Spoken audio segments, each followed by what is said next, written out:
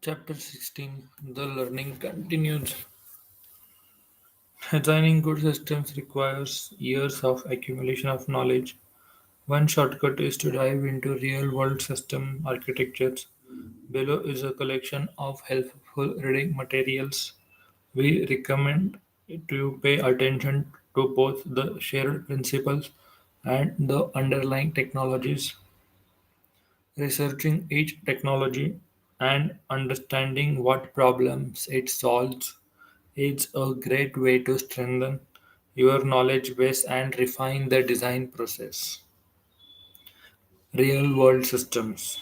The following materials can help you understand general design ideas of real system architectures behind different companies. Facebook Timeline, brought to you by the power of denormalization. Scale at Facebook. Building timeline. Scaling up to hold your life story. Erlang at Facebook. Facebook chat. Finding a needle in haystack. Facebook's photo storage. Serving Facebook multi-feed. Efficiency and performance gains through redesign. Scaling Memcache at Facebook. TAO, Facebook's distributed data store for the social graph.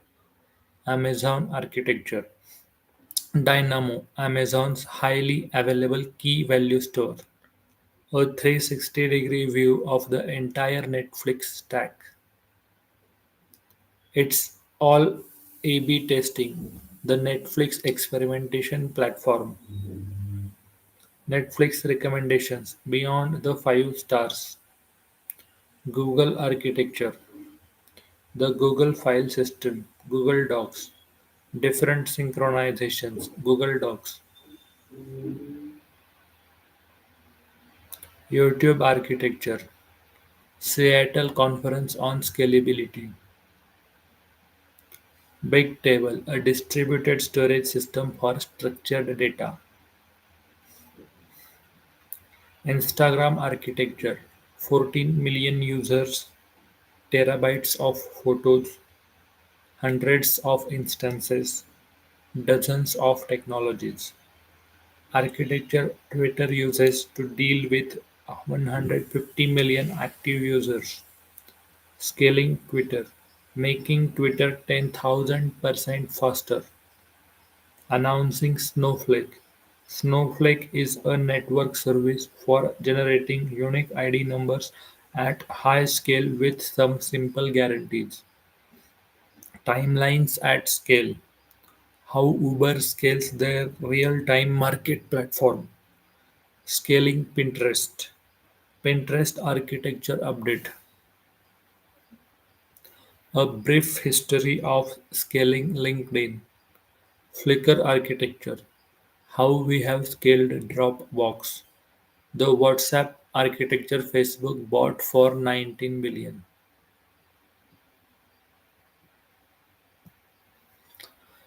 Company blogs. If you are going to interview with a company, it is a great idea to read their engineering blogs and get familiar with technologies and systems adopted and implemented there. Engineering blogs provides invaluable insights about certain fields. Reading them regularly could help us become better engineers. Here is a list of engineering blogs of well-known large companies and startups.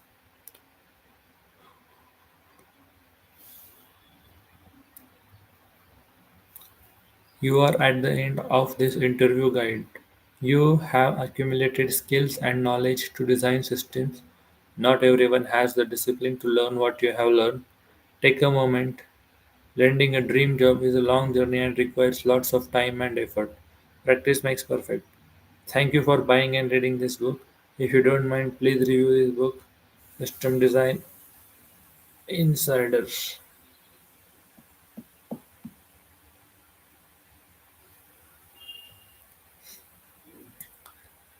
Scale from zero to millions of users.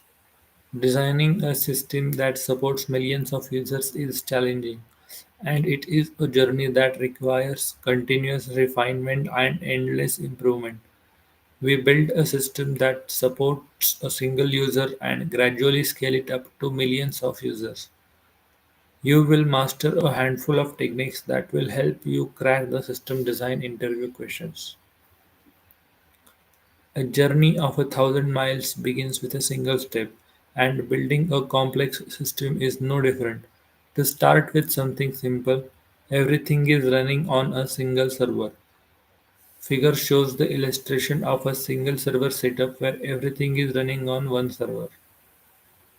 Client uses a web browser or a mobile app. Then the client connects to DNS, gets the IP address.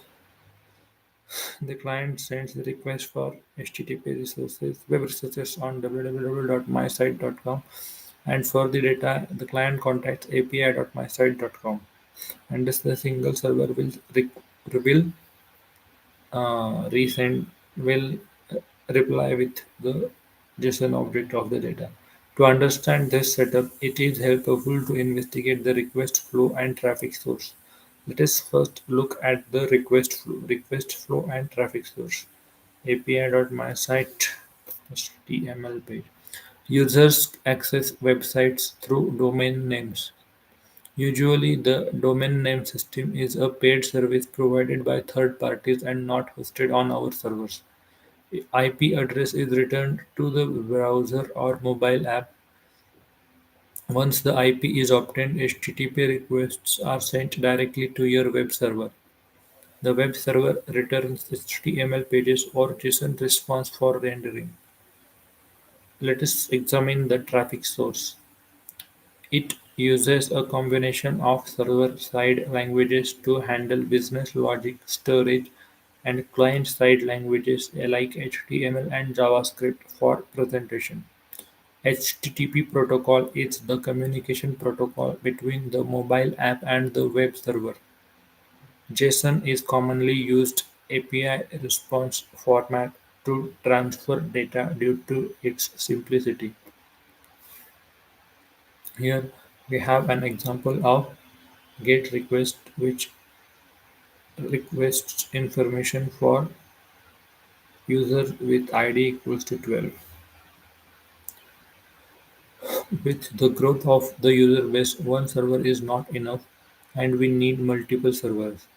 One for web, the other for the database.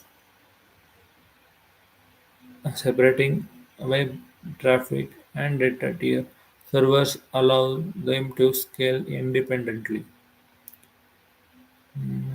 We have okay, database has been separated from the web server. You can choose between a traditional relational database and a non-relational database. Relational databases are also called a relational database management system or SQL database. The most popular ones are MySQL, Oracle, Postgres. Relational databases represent and store data in tables and rows. You can perform join operations using SQL across different database tables. Non-relational databases are also called NoSQL databases. Popular ones are Couch, Neo4j, Cassandra, HBase, Amazon Dynamo. These databases are grouped into four categories: key value stores, graph stores, column stores, and document stores. Join operations are generally not supported in non-relational databases. Relational databases are the best option because they have been around for more than 40 years. However, if relational databases are not suitable for your specific use case, it is critical to explore beyond relational databases. Non-relational might be the right choice if your application requires very low latency, your data is unstructured, and you do not have any relational data. You need to serialize and deserialize the data. You need to store massive amount of data. Vertical scaling, referred to as scale-up, means the process of adding more power to your servers. Horizontal scaling, referred as scale out, allows you to scale by adding more servers into your pool of resources. When traffic is low, vertical scaling is great option, and the simplicity of vertical scaling is its main advantage, but it comes with serious limitations. Vertical scaling has a hard limit. It is impossible to add unlimited CPU and memory to a single server. Vertical scaling does not have failover and redundancy. If one server goes down, the website goes down with it completely. Horizontal scaling is more desirable for large-scale applications due to the limitations of vertical scaling. Users are connected to the web servers directly. Users will unable to access the website if the web server is offline. If many users access the web server simultaneously and it reaches the web server's load limit, users generally experience slower response or fail to connect to the server. A load balancer is the best technique to address these problems. A load balancer evenly distributes incoming traffic among web servers that are defined in a load balanced set. So the user will get the DNS IP address from the DNS service. Then that IP address will belong to the load balancer, and the load balancer will have a private IP in our private network which has all the web servers and data servers. As soon users connect to the public IP of the load balancer directly, with this setup, web servers are unreachable directly by clients anymore. For better security, private IPs are used for communication between servers. Private IP is an IP address reachable only between servers in the same network. It is unreachable over the internet. The load balancer communicates with web servers through private IPs. After a load balancer and a second web server are added, we successfully solved no failover issue and improved the availability of the web tier. Failover issue and failover if one server goes down too lately.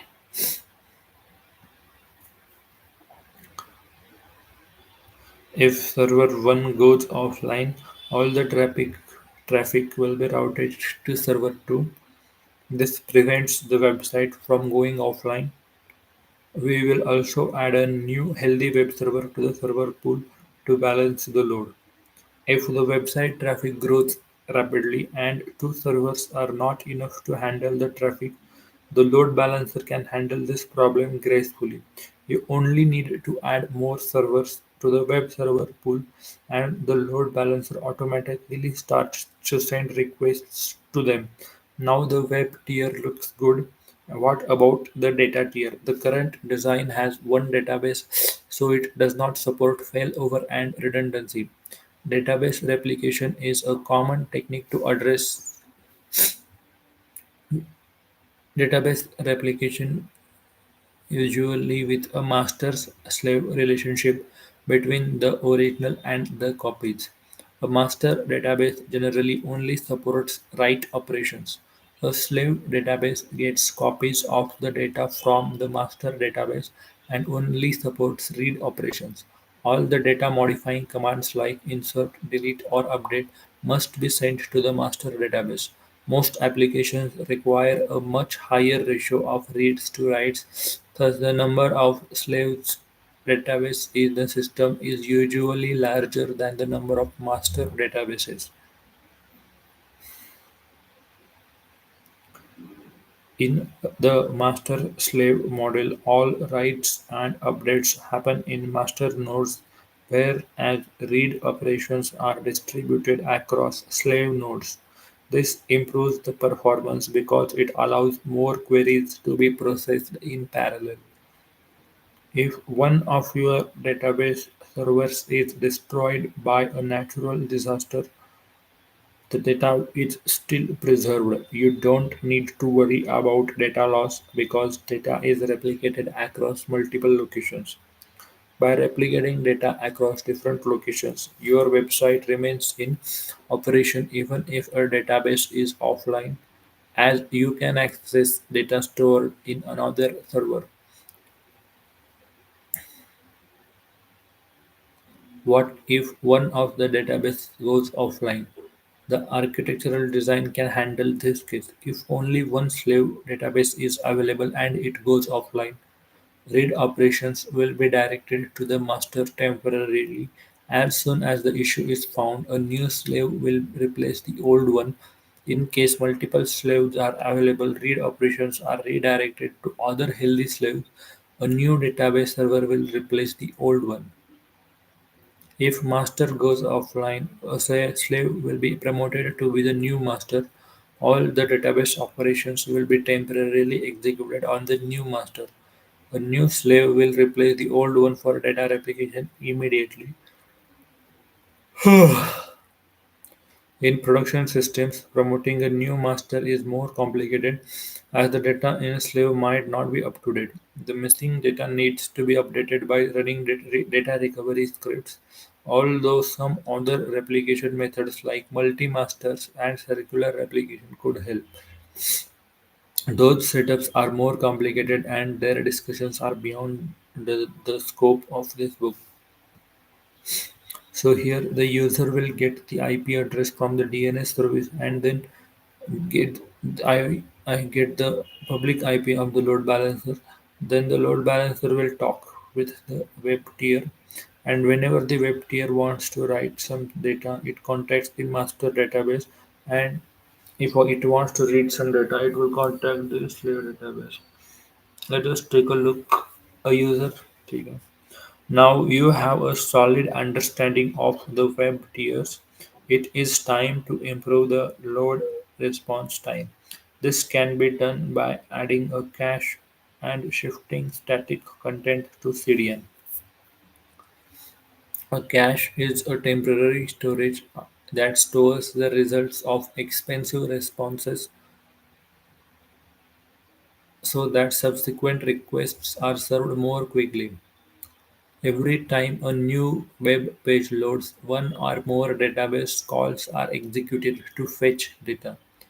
The application performance is greatly affected by calling the database repeatedly. Cache tier is a temporary data store layer much faster than the database. Benefits of having a separate cache tier include better system performance, ability to reduce database workloads, and the ability to scale the cache tier independently. A web server first checks if the cache has the available response. It sends the data back to the client. If not, it queries the database data and stores the response in cache and sends it back to the client. This caching strategy is called read-through cache. Other caching strategies are available depending on the data type patterns. Interacting with cache servers is simple because most cache servers provide APIs for common programming languages. The following code snippet shows typical Memcache API. Decide when to use cache. Consider using cache when data is read frequently but modified infrequently. Since cached data is stored in volatile memory, a cache server is not ideal for persisting data. If cache server restarts, all the data in memory is lost. Thus, important data should be saved in persistent data stores. It is a good practice to implement an expiration policy. Once cached data is expired, it is removed from the cache. When there is no expiration policy, cached data will be stored in the memory permanently. It is advisable not to make the expiration date too short as this will cause the system to reload data from the database too frequently. It is advisable not to make the expiration too long as the data can become stale. This involves keeping the data store and cache in sync. Inconsistency can happen because data modifying operations on the data store and cache are not in a single transaction. When scaling across multiple regions, maintaining consistency between the data store and cache is challenging. Refer to the paper titled Scaling Mem Cache at Facebook. A single cache represents a potential single point of failure is a part of system that if it fails will stop entire system from working. Another recommended approach is to over provision the required memory by certain percentages. This provides a buffer as memory usage increases. Once the cache is full, any new request to add item to the cache might cause existing items to be removed. This is called cache eviction. LRU is the most popular cache eviction policy. CDN is a network of geographically CDN is a network of servers around the in different areas. It is used to deliver static content. CDNs cache static content like images, CSS, JavaScript files. Dynamic caching is a relatively new concept and beyond the scope of this book. It enables the caching of HTML that are based on the request path, query strings and cookies and request headers.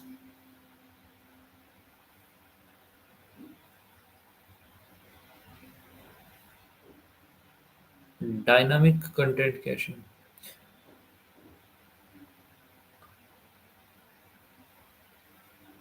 Here is how CDN works at the high level. When a user visits a website, CDN server closest to the user will deliver static content. The further users are from CDN servers, the slower the website loads. If CDN is in San Francisco and users are in Europe, then they will face more lag than if the user was in Los Angeles.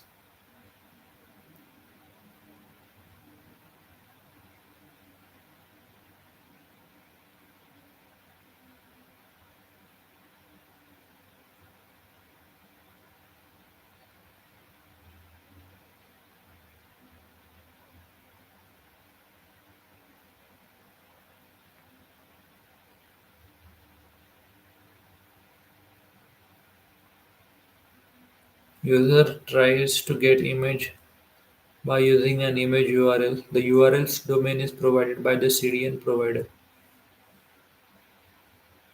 The following two image URLs are samples used to demonstrate what URLs look like and on Amazon and Akamai. If the CDN server does not have image in the cache, the CDN server requests the file from the origin, which can be a web server or online storage like Amazon S3.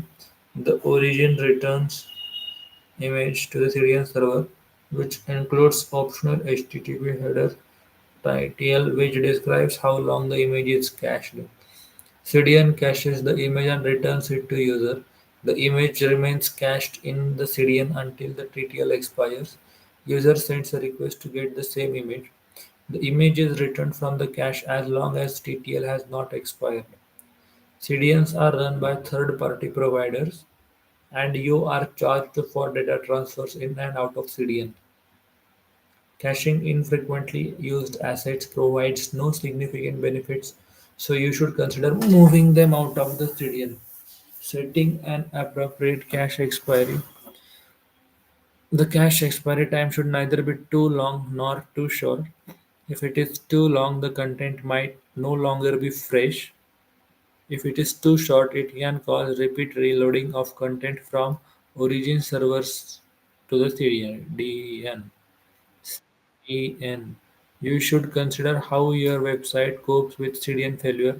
If there is a temporary CDN outage, Clients should be able to detect the problem and request resources from the origin. You can remove a file from the CDN before it expires by performing one of the following operations.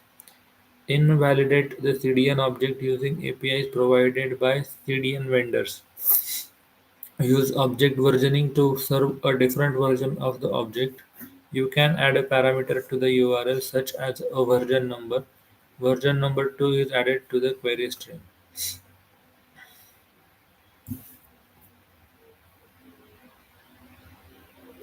The user will connect to the DNS to get the public IP of the load balancer, and the user will connect to the CDN for getting the static assets like JavaScript and CSS. Static assets are no longer served by web servers. They are fetched from the CDN for better performance. The database load is lightened by caching data. Now it is time to consider scaling the web tier horizontally.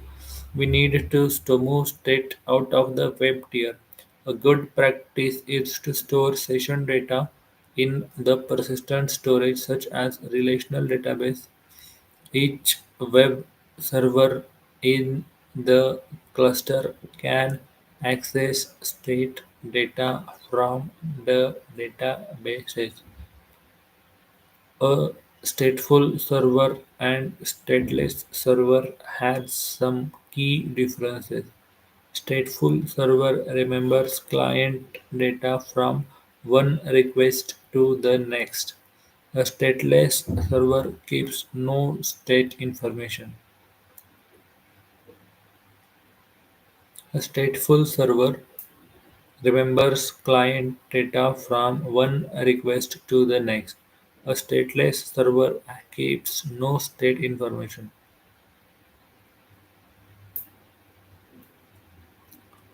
User age, session data, and profile image are stored in server 1. To authenticate user, HTTP request must be routed to server 1. If a request is sent to other servers, authentication would fail because server 2 does not contain user age data. The issue is that every request from the same client must be routed to the same server. This can be done with sticky sessions in most load balancers. However, this adds the overhead. Adding or removing servers is much more difficult with this approach. It is also challenging to handle server failures. Failures. In this stateless architecture, HTTP requests from users can be sent to any web server which fetch state data from a shared data store. Say state data is stored in a shared data store and kept out of web servers. Stateless system is simpler, more robust and scalable. Figure shows the updated design with a stateless web tier.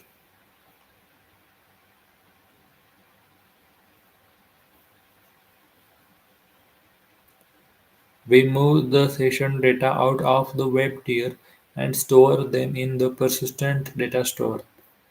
The shared data store could be a relational database, Memcache, or Redis NoSQL. The NoSQL data store is chosen as it is easy to scale.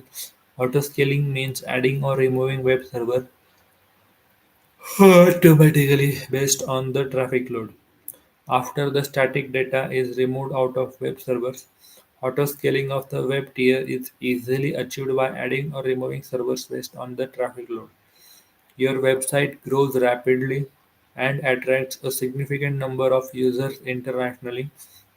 To improve availability and provide a better user experience across wider areas, supporting multiple data centers is crucial.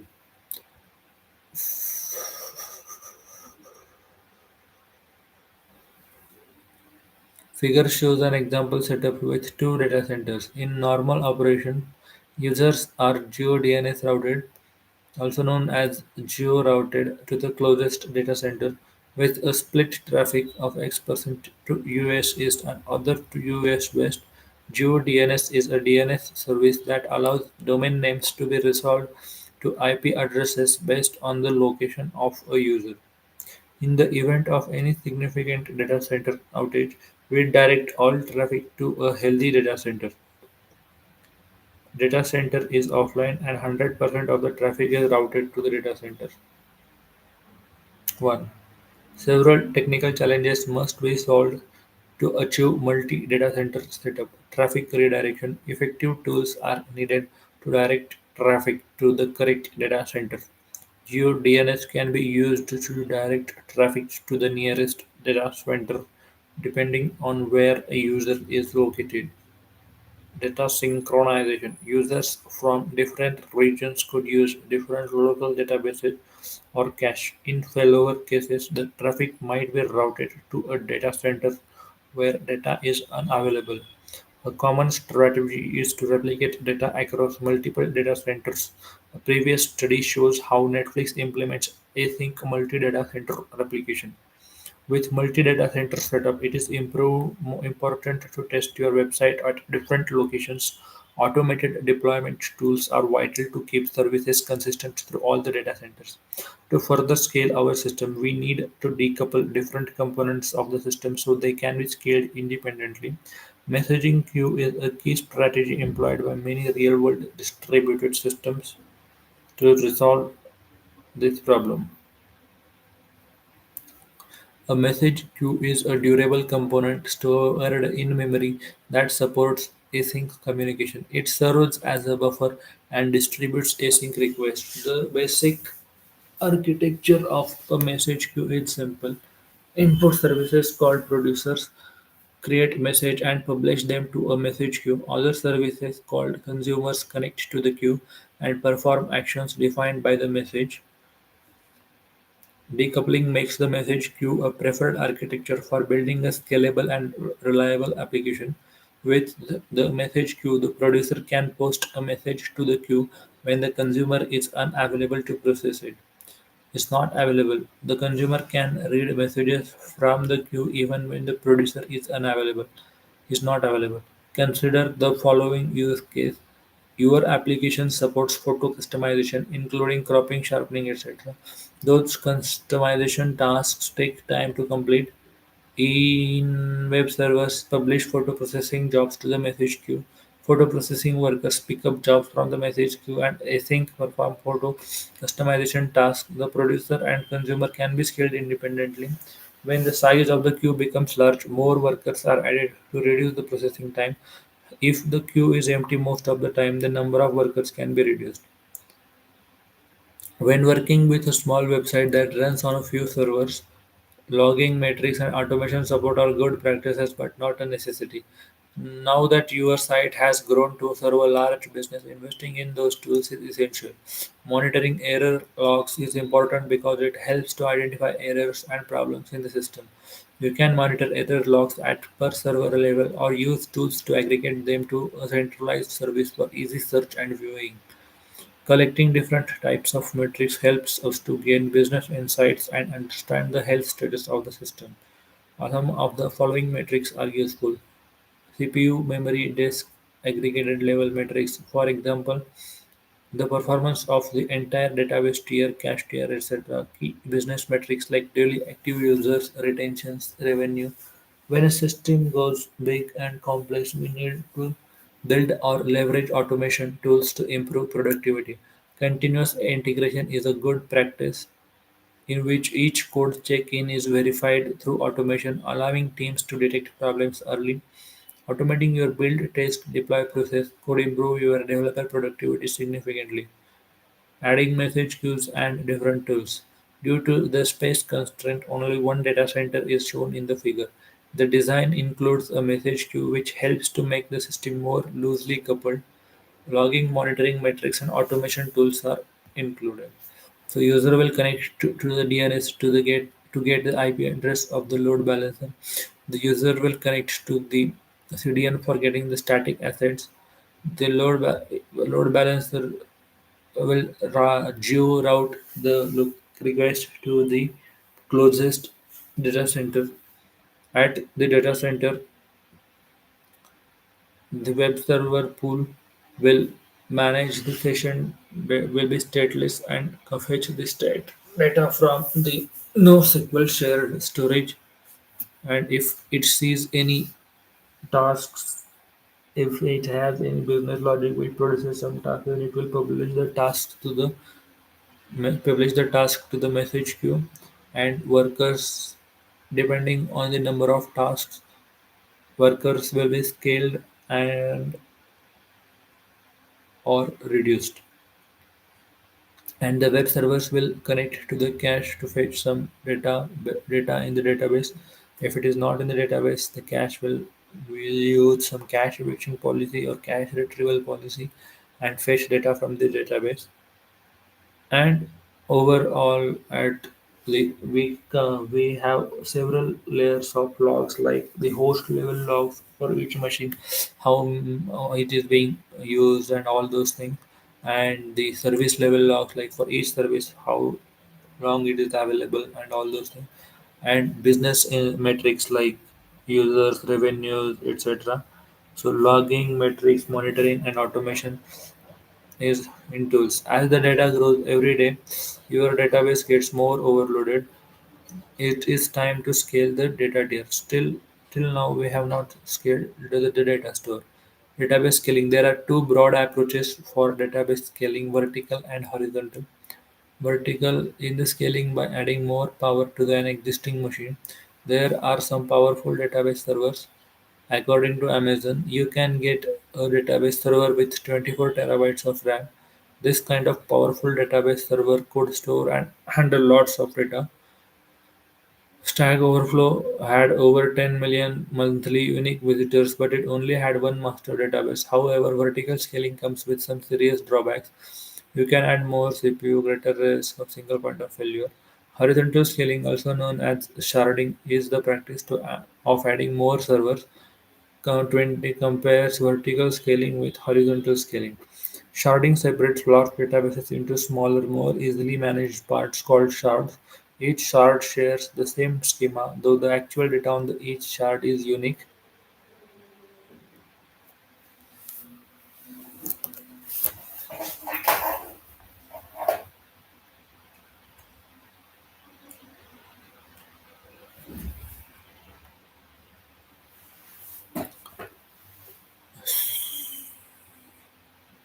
Sorry guys, my iPad's battery has gone down.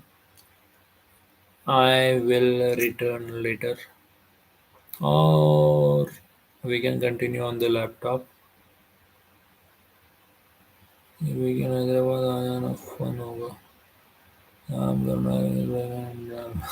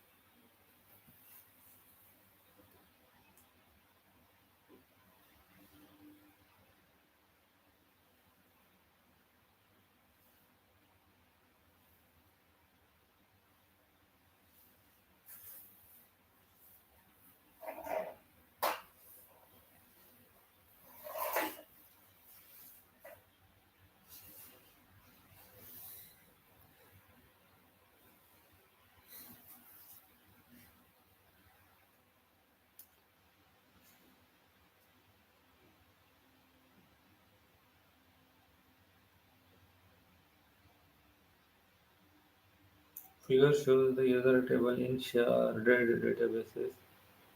Just there one term. The most important factor to consider when implementing a sharding strategy is the choice of the sharding key. Sharding key consists of one or more columns that determine how data is distributed. User ID. allows to you to retrieve and modify data immediately by routing database queries to the correct database. When choosing a sharding key, one of the most important criteria is to choose a key that can evenly distribute data. Sharding is a great technique to scale up the database, but it is far from perfect solution. It introduces complexities and new challenges. Pay attention. Resharding data. A single shard could no longer hold more data due to rapid growth. Certain shards might experience shard exhaustion faster than others due to uneven data distribution. When shard exhaustion happens, it requires updating the sharding function and moving data around. Consistent hashing, which will be discussed in chapter, is commonly used technique to solve this problem. This is also called hotspot key problem. Excess access to some specific shard could cause server overload. Once a database has been sharded across multiple servers, it is harder to perform join operations across database shards. A common workaround is to denormalize the database so the queries can be performed in a single table. We shard databases to support rapidly increasing data traffic. At the same time, some of the non-relational functionalities are moved to a low-sequence data store to reduce the database load. Here is an article that covers many use cases of relational databases. So now we have scaled our databases into multiple shards according to a sharding key. While scaling the system is an iterating on what we have learned in this chapter could get us far. More fine-tuning and new strategies are needed to scale beyond millions of users. You might need to optimize your system and decouple the system to even smaller services. All the techniques learned in this chapter should provide a good foundation to tackle new challenges. We provide a summary of how we scale our system to support millions of users, keep the web tier completely stateless, build redundancy at every tier, cache data as much as you can, support multiple. So I will give you a recap. We started from a single server which had the web tier and the database tier together. So the user used to get the DNS address from IP, used to get the IP address from the DNS, and then that IP address belonged to the web server directly. So our web server was exposed to the open internet, to the with its public IP known to everybody, and that server used to service all the requests. Then we decided to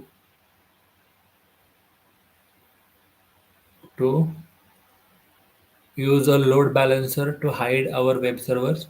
So we used a load balancer, and now the user will get the DNS. The IP address from DNS of the load balancer, and the load balancer will talk to our web servers using the private IP addresses. Then we moved on to customizing further. So we then moved the static content like images, CSS, HTML, and JS to CDN. So CDN caches static content,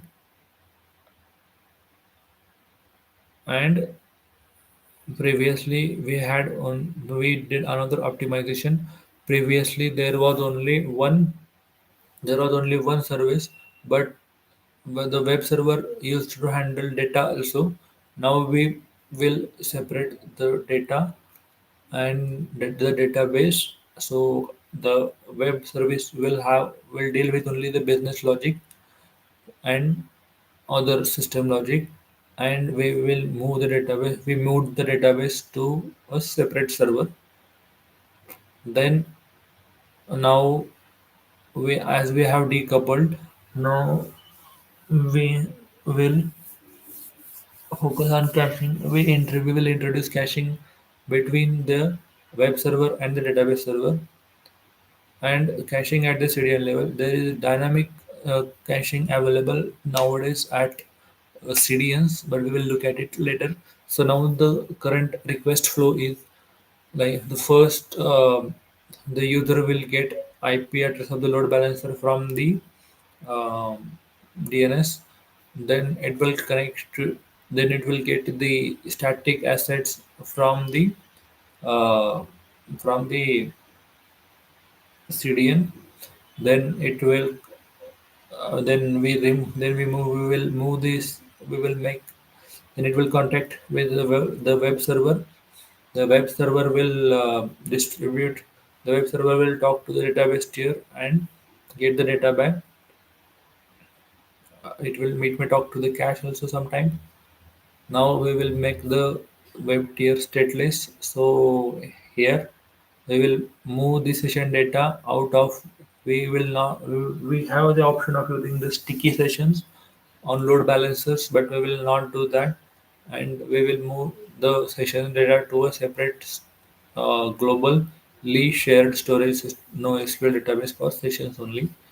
And then now we, as the web tier is stateless, it can be scaled independently, and we will thus we will divide our database into master database and multiple slave databases, and all the writes will happen on the master database, like put request, update requests, post request. Those will go to the those will have effect on the master database, and the slave databases will be separate, will be used only for reading. If the master goes down, we will use one of the slaves, we will promote it to take its place. And if any slave, if the last slave goes down, then we will route the read request also to the master server.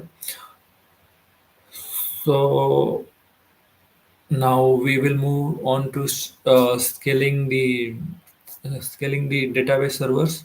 Database servers. Wow, wow, wow, wow, wow, wow. So we will use a sharding key. We will use a sharding key to scale the database. And so while sharding, there will be a problem that our joins and will be very expensive. So we will denormalize and keep it in a one very big table, and on that table we'll have all the data for that user. We will not normalize the data into any normal form, and we will use the denormalized data for the sake of speed.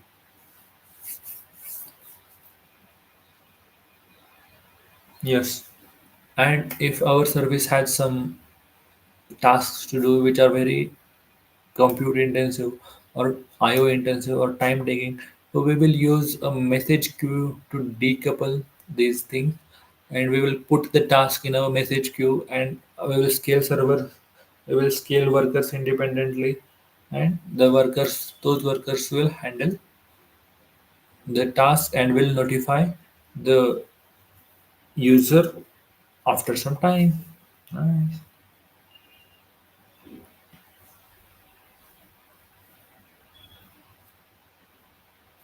This was the summary of the first chapter.